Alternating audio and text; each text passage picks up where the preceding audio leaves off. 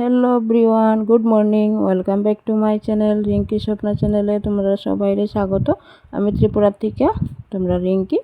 তো ছোট্ট একটা ব্লগ ভিডিও নিয়ে আইছি। সকাল সকাল অবস্থা দেখো মায়ের। আমি লইয়া বইছি পালং শাক কাটতে।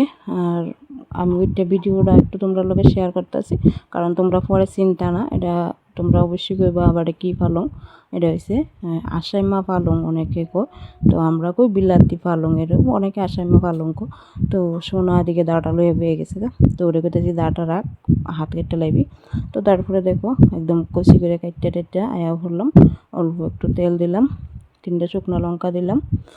সোনা শাকটা খায় না, এলাকা মরিচটা দিলেও অসুবিধাও না।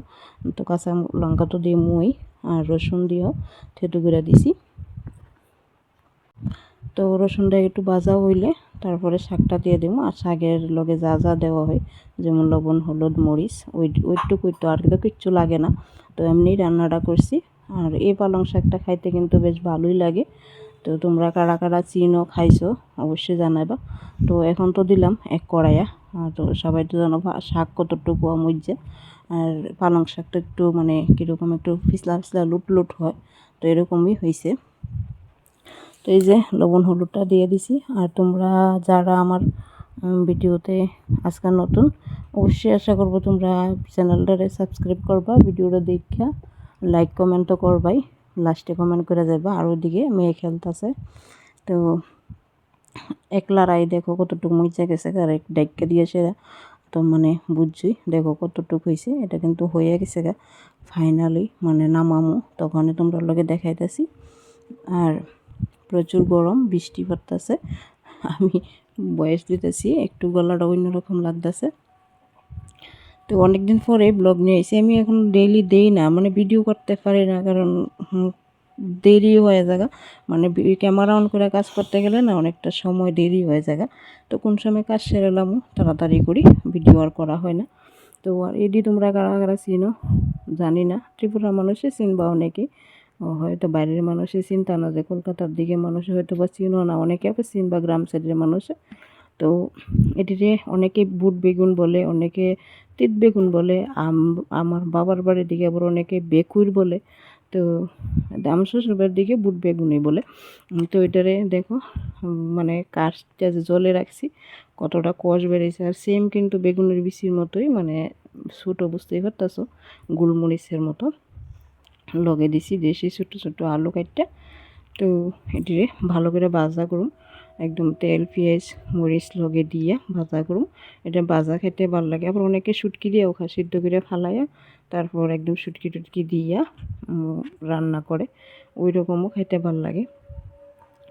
তো আমরা বেশিরভাগ ভাজাই করি, ডালের সাথে ভাজা দিয়ে খেতে ভীষণ মজার। যারা চিনো মানে খাইছো না, জিনিসটা দেখছো, একবার ট্রাই করে দেখতে পারো। ভয় পাওয়ার কিছু না, এটা বন্যা হইলেও কিচ্ছু কোনো ক্ষতি না, বরং এটা অ্যালার্জির ওষুধ শুনলাম যেটা আমি, মানে দেখো বেশি কতগুলা বেগুনের মতো নিচে।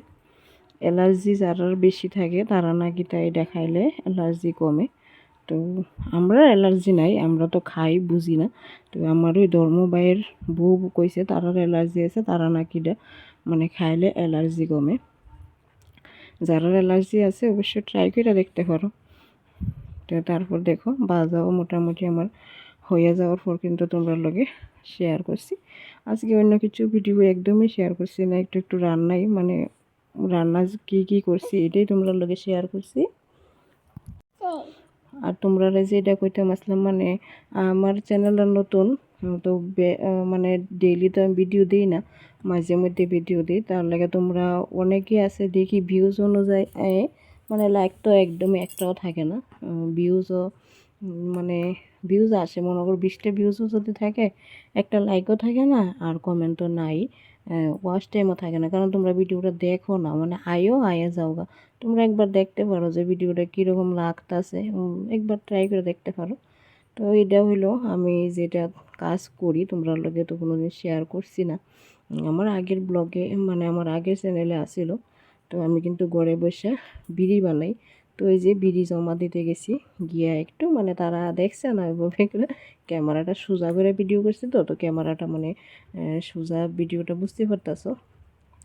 তারপর আইছিলাম মানে রাস্তার মধ্যে, এখন জানো আমরা ত্রিপুরার মধ্যে এই মনুশ্রী মেয়েটা খুব অসুস্থ, তার 16 কোটি টাকার একটা ইঞ্জেকশন লাগে, SMA রোগে আক্রান্ত।